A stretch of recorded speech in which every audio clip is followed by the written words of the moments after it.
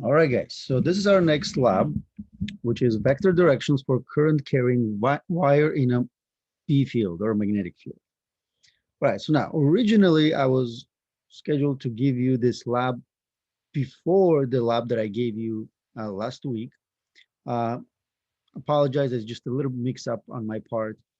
Um, so, but in a way, it will make then this lab probably much easier for you right now. Um, so it should be like, let's say, much more straightforward lab, and let's say will help you if you struggle with a vector direction of the current carrying wire. Let's say that the current, magnetic field, force, all of those things.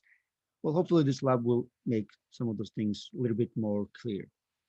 All right. So the idea for this lab or this two labs, right? So it's current carrying wire in a magnetic field.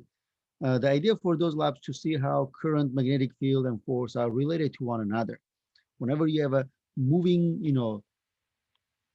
charge, right, or a current, there is a, let's say moving in a region where there's a magnetic field, right? There's a force acting on the wire itself. There's a current running through that, and that force is basically always perpendicular to magnetic field and the wire. So using the right hand rule, which basically I just used short right hand rule, we can then get the direction of the force by simply looking at the configuration we have. So for example, let's say what I'm going to do here is, let's say I'm going to have a wire that is going to be on this plane. So let's say some kind of wire like this. And I'm going to make the magnetic field, for example, out of the page. So out of the page. And generally, this is the symbol for out of the page magnetic field. So this is B out. Okay. So usually, since the magnetic field is a vector, we can represent the vector as an arrow, and this is sort of like a tip of the arrow moving toward you because it's out of the page. Okay.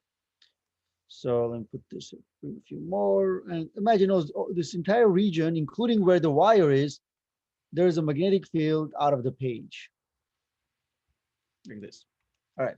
So now, if there is no wire, sorry, if there is no current running through the wire, there is no force acting on the wire itself. Let's assume that this wire just kind of like, extends in both directions.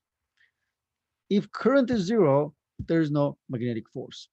And this is something we looked at last time, because remember, the force on the wire is equals to current times length times B times sine of theta, or theta or phi. So, but the idea here is taking this length L for the wire, right?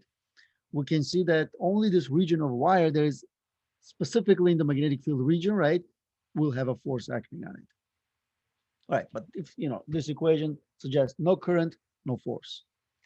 But let's say there is a current. So there's a current, and we can have a current, to the left or to the right, right? So that means we have current in either directions. Well, the force acting on the wire will change depending in which direction is the current. Okay.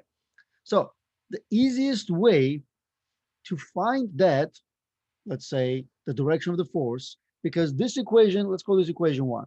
This equation one will give us the magnitude of the force. Okay.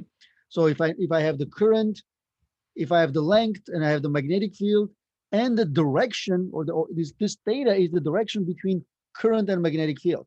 I can see right now theta equals 90 degrees because my current is along the horizontal axis. My magnetic field out of the page is basically along the positive z-axis, right? So kind of like looking at three-dimensional. This is z-axis out of the page. This is, let's say, x-axis, and this is the y-axis. That means the magnetic field is out of the page along the z-axis, my current along the x-axis. Now the force then will always be perpendicular to both of those quantities. Okay, that means in a way, think like this: if this is the current and this is the magnetic field, that means the magnetic force has to be along the y-axis, because there's no more axis there, right? X is occupied by current, z is occupied by the magnetic field. So then the force has to be along the y-axis, assuming that the configuration is nice, exactly along the x-axis for the current, exactly along the z-axis for the magnetic field, then force will be along this y-axis. Now, in which direction, up or down? Well, it depends on specifically in which direction are the current and magnetic field. Okay. To help us figure out direction very easily, we're going to use this, right hand rule, which, basically using our right hand. All right, so I'm going to try to, do my best to drawing right hand and, the vector notation and everything.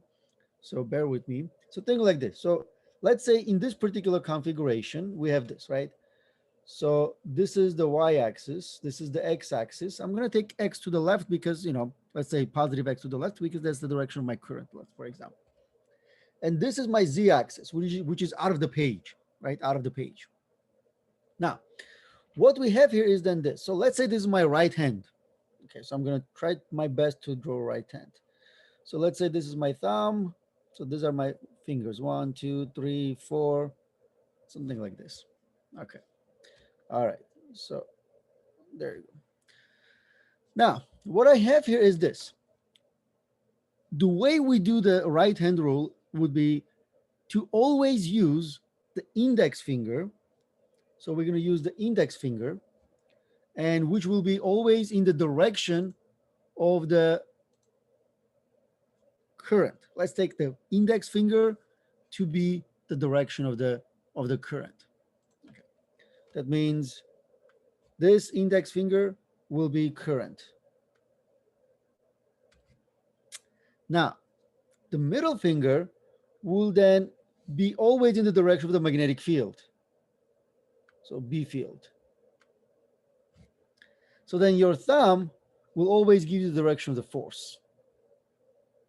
Okay. So your thumb then will always give you in the direction of the force. So now let's see what we have.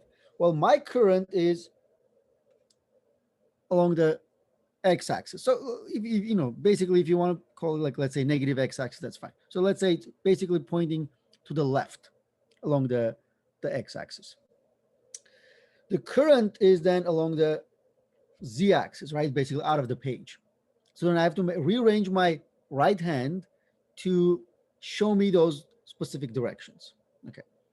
That means what I will do here is this. So in order for me to have my, let's say, index finger pointing in the direction of the current, and then this will be my middle finger, right? You can try, do it with me, right? Point your index fingers to the left, point, middle finger toward you. Let's say those are your other two fingers. And then one thing you will see your thumb then will be pointing basically upward, right? So if you have index fingers pointing to the left, middle finger toward you, your thumb is pointing up.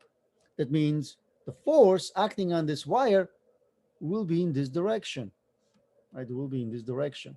As you can see, right, perpendicular to both current, and so this is the current and this is the B field. Okay.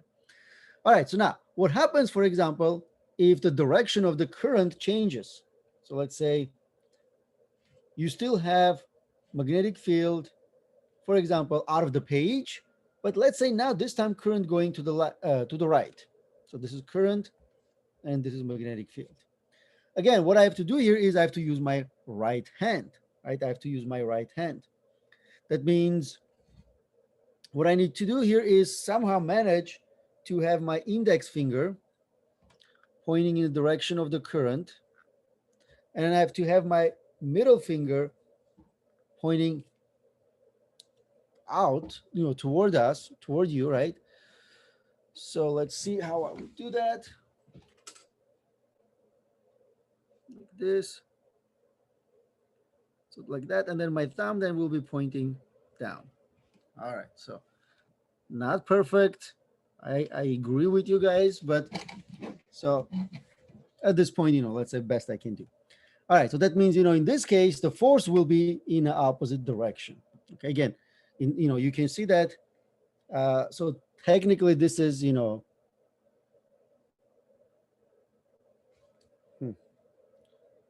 let me see. Maybe this one, like, let's say more like this, right? I don't know. I don't know how to do that. Maybe something like that. So pointing toward you actually. Maybe what I had is a little more three, because it's like writing three-dimensional. So no, I think this is more of a pointing into the page. So uh, more of a something like this. There you go, pointing toward you.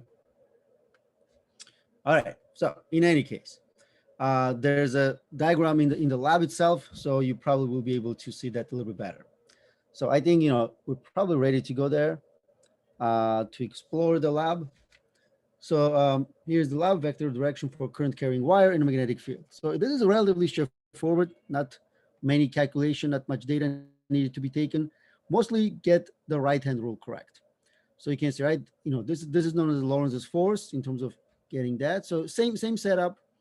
There's a magnet and there's a wire through the magnet uh, where there's going to be force acting on it. And then here's the right hand rule. So you can see, right, the current, the magnetic field. So basically I struggle to do this diagram, I guess. So you can see it's not necessarily easy, but this is what we would have. So let's say if there was a current, let's say to the right, and magnetic field, let's say out of the page, like this, right, in this region, then magnetic force on this wire would be then downward. Okay, again, using the right hand rule. So your index finger pointing in the direction of the current, middle finger always magnetic field, then your thumb will always give you the direction of the force. So what we have for this lab is basically some conceptual questions for you to try to get the direction, and then you can see, right, so here we have a video. It says in each of the video below you can observe the direction of each of the vector quantities. So current, so conventional or positive current flows from the positive battery terminal. That means you can see where the positive battery terminal is, right? So let's say for example, here's the positive terminal. That means if that's the positive terminal, that means current goes like this.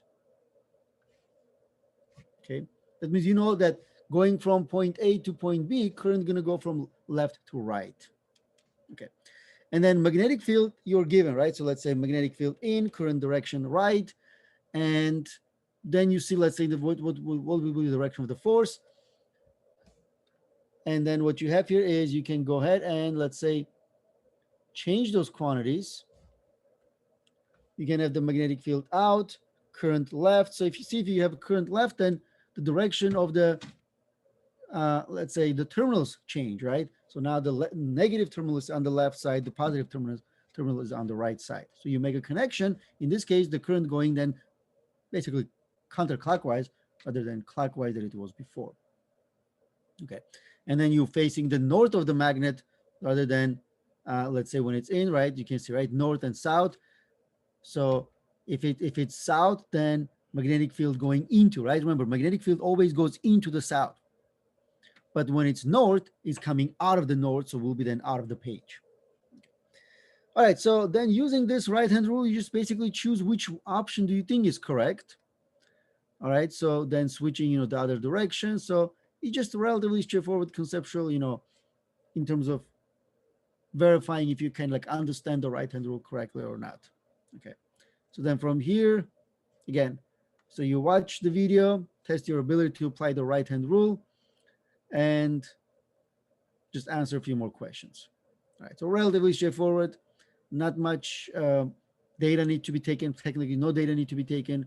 You just, watch the video, use the right-hand rule. Let's say I recommend maybe practice a little bit, right? So, use the right-hand rule to get the directions of the, let's say, force and the current and things like that, all of those things, and answer this question. So it should be relatively straightforward lab. And, if you're relatively comfortable with the previous lab, then you should have no problem. So again, I apologize for not using this as the first lab for this series, and instead of giving it to you right now. All right, that's it for this one.